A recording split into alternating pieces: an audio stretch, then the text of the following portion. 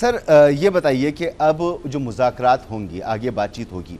ये तो हमें पता है कि भारत हमारे यहाँ इस वक्त इंसर्जेंसी करवा रहा है। एक गोरिल्ला वॉरफेयर है जो उसने बलूचिस्तान और केपी वगैरह में शुरू की हुई है। बुज़दिलाना हमले जो वो बम धमाकों की सूरत में और दहशतगर्दी की सूरत में करवा रहा है, तो ये तो सरे फहरिस्त हो गई ही होगा। तो ये बहुत अच्छा मौका है कि जहाँ पाकिस्तान की खित्ते में दिफाई बालादस्ती भी है, हमने उनके दिफा को नाकाम भी बनाया है, तो एक हम अच्छी पोजीशन में हैं बार्गेन करने के लिए और इन तमाम मामलात को टेबल पर हल करने की पोजीशन में हैं, अच्छी पोजीशन में हैं। तो ये बातें सरे फहरिस्त होंगी, ये मामला।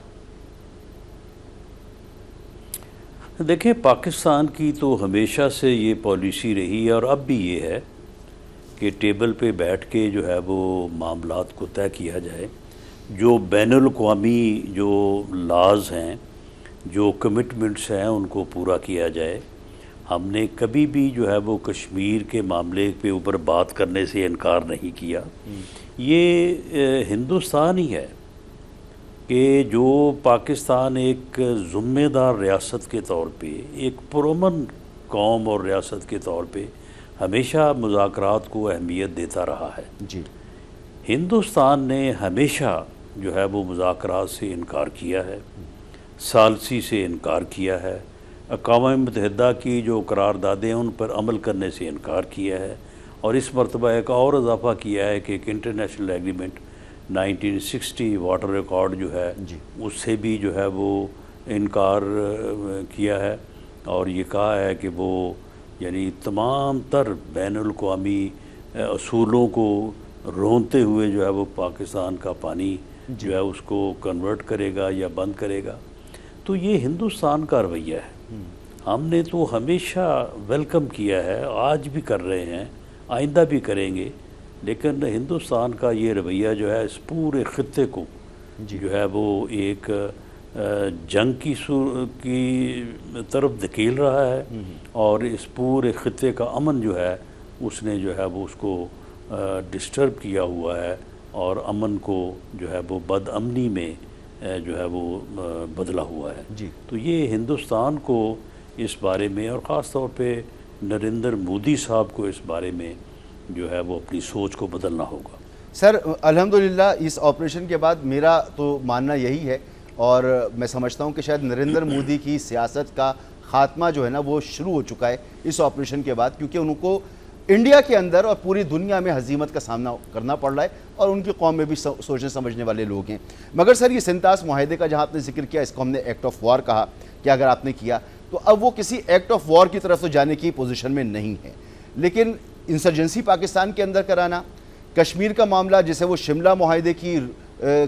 को बहाना बनाकर बायलैटरल हमेशा कहकर और फिर बात करने से कतराते हैं, सार्क का उन्होंने सत्यानाश किया हुआ है। तो इन तमाम मामलात को जो एक कंपोजिट डायलॉग का सिलसिला था किसी ज़माने में, तो उसका रिवाइवल जो है वो अब लाजमी है। पाकिस्तान इंटरनेशनल कम्युनिटी के साथ मिलकर भारत को अब मजबूर कर सकता है कि आप आएँ और कंपोजिट डायलॉग करें अगर खित्ते में अगर हमने आगे बढ़ना है, या नहीं अभी ये वक्त नहीं आया। देखें, ये वक्त तो अब साबित हो चुका है। देखें, ये को पिछले 10-15 साल से जो है हिंदुस्तान ने बावजूद एक अपनी बालादस्ती का तसर जो है वो पूरी दुनिया में कायम किया हुआ था, और यानी हमें कुछ लोग जो है वो को थोड़ा इंडिया के मुकाबले में पाकिस्तान को बाज़ लोग जो है वो हल्का ले रहे थे जी। इस वाक़े से यानी इस हमारी दिफाई हिकमत अमली, मैं इसे उनकी तरफ से तो जंग हम पे मुसल्लत की गई, लेकिन हमने जो है वो जंग नहीं की बल्कि हमने अपना दिफा किया और मौसर दिफा किया, तो उससे वो तसर जो है वो दूर हो गया। अब जो हमें यानी हल्का समझा जा रहा था, अब हमको थोड़ा जो है ना वो भारी हो गए हैं, गलत फहमी दूर हो गई। ये पोजीशन जो है ये हमें बेनिफिट करेगी, ठीक, ये अब हिंदुस्तान को मजबूर करेगी। और मुझे लगता ये है कि हिंदुस्तान शायद अभी जो है वो इधर उधर दौड़ेगा, और ख़ास तौर पे मोदी जो है वो क्योंकि फितरतन जो है वो बहुत ही जो है वो मक्कार, चालाक। यानी मक्कार और जो है वो जंगजुआना नेचर का आदमी है। तो मुझे लगता ये है कि अब वहाँ पे भी तब्दीली आएगी और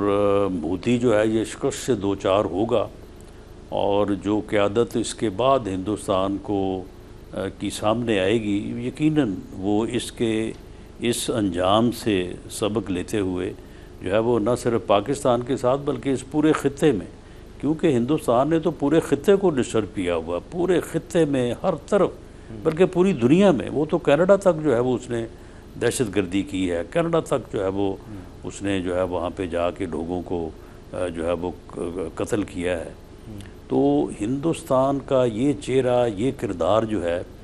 मैं समझता हूँ कि अब और ज़्यादा देर रहने वाला नहीं है।